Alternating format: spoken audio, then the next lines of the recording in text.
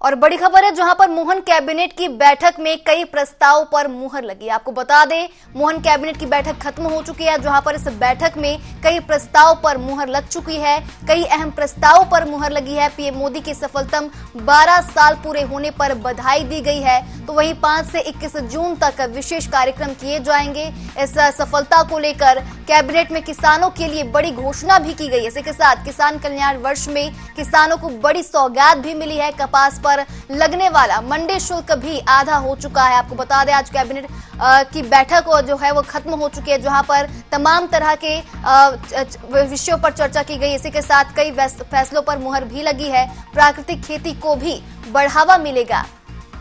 तो बड़ी खबर आपको बता रहे, जहां पर मोहन कैबिनेट की बैठक खत्म हो चुकी है, तो वहीं इस बैठक में तमाम तरह की चर्चाएं हुई हैं। कई फैसलों पर मुहर भी लग चुकी है। वहीं कैबिनेट में किसानों के लिए बड़ी घोषणा की गई है। किसान कल्याण वर्ष में किसानों को बड़ी सौगात मिली है। इसी के साथ कपास पर लगने वाला मंडी शुल्क भी आधा हो चुका है। प्राकृतिक खेती को भी बढ़ावा मिला है। बता दें, मोहन कैबिनेट की बैठक में कई प्रस्ताव पर मुहर लग चुकी है। कई विषयों पर चर्चा की गई है। वहीं पीएम मोदी के सफलतम 12 साल पूरे होने पर भी बधाई दी गई है। 5 से 21 जून तक विशेष कार्यक्रम किया जाएगा इस सफलतम को लेकर। इसी के साथ कैबिनेट में किसानों के लिए भी बड़ी घोषणा की गई है। किसान कल्याण वर्ष में किसानों को बड़ी सौगात दी गई है। कपास पर लगने वाला मंडी शुल्क भी आधा हो चुका है। तो इस तरह से तमाम विषयों पर चर्चा की गई है।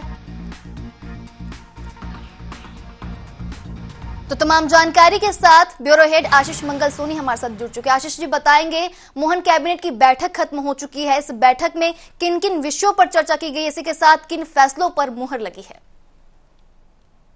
बिल्कुल, मध्य प्रदेश में मुख्यमंत्री डॉक्टर मोहन यादव की अध्यक्षता में कैबिनेट की बैठक जो वंदे मातरम गायन के साथ शुरू हुई, इसमें लोकहित के कई महत्वपूर्ण फैसलों को मंजूरी दी गई है। किसान कल्याण वर्ष में सबसे अहम मंजूरी जो है वो कपास, जो किसान कपास की पैदावार करते हैं, खास तौर पर निमाड़ जो जिले महाराष्ट्र की सीमाओं से लगे हुए हैं, उन किसानों को ये एक बड़ी राहत है, क्योंकि आमतौर पर मंडी शुल्क ज्यादा होने की वजह से सुदूरवर्ती जिले जो है, महाराष्ट्र की सीमा से लगे जिले जो हैं, वहां के किसान महाराष्ट्र में जाकर अपना कपास बेचते थे। तो ऐसे में सरकार ने एक महत्वपूर्ण डिसीजन लिया है। जो मंडी शुल्क कपास पर लगता था उसको आधा कर दिया है। इसके अलावा यदि हम कैबिनेट की बैठक की बात करें तो कैबिनेट की बैठक में सबसे पहले कैबिनेट ने प्रधानमंत्री नरेंद्र मोदी को 12 वर्ष पूरा प्रधानमंत्री के तौर पर 12 साल पूरे होने पर बधाई भी दी। और मुख्यमंत्री ने कहा कि ये 12 साल जो है वो भारत के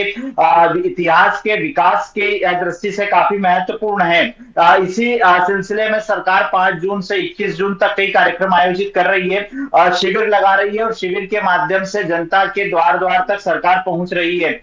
इसके साथ ही कैबिनेट की बैठक से पहले संबोधित करते हुए मुख्यमंत्री डॉक्टर मोहन यादव ने सभी मंत्रियों से कहा कि ट्रांसफर पॉलिसी के अकॉर्डिंग, ट्रांसफर पॉलिसी के अनुसार 15 जून तक अपने विभाग के तबादलों की प्रक्रिया पूरी कर ले। इसके साथ ही कैबिनेट ने भोपाल मेट्रो प्रोजेक्ट के लिए अतिरिक्त राशि दिए जाने पर मंजूरी दे दी है। इसके साथ ही जो उर्वरक वितरण की बात आ रही थी, खाद वितरण को लेकर अलग अलग जिलों से अलग अलग तरह की समस्याएं देखने को मिल रही थी, तो अब आने वाले साल के लिए पहले से ही सरकार इस पर संजीदा है और उर्वरक वितरण के लिए एक नोडल अधिकारी नियुक्त करने जा रही है। इसमें सांसद और विधायकों का जो समन्वय है अधिकारियों के साथ, सरकार के साथ, वो इसमें खास तौर पर रहेगा। और इसके अलावा मंडी टैक्स जो है, मंडी टैक्स को बढ़ाकर 1 से 1.5% अप कर दिया है। इसके साथ ही अधोसंरचना की बात हो, गौशाला गो संवर्धन की बात हो, ये जो 1% से 1.5% का टैक्स बढ़ाया है, इससे सरकार को तकरीबन 800 करोड़ रुपए सालाना आमदनी होगी। इसके अलावा विज्ञान प्रौद्योगिकी विभाग और अन्य विभागों की योजनाओं की निरंतरता की स्वीकृति भी कैबिनेट ने दी है। जी बिल्कुल आशीष जी, जैसा कि आपने बताया कि इस मोहन कैबिनेट में कई फैसले लिए गए हैं। इसी के साथ मोदी सरकार की 12 साल पूरे होने पर भी चर्चा की गई है। किसानों के लिए भी फैसले लिए गए हैं। तो क्या इस कैबिनेट बैठक में युवाओं के लिए, महिलाओं के लिए और रोजगार को लेकर कोई फैसले लिए गए हैं?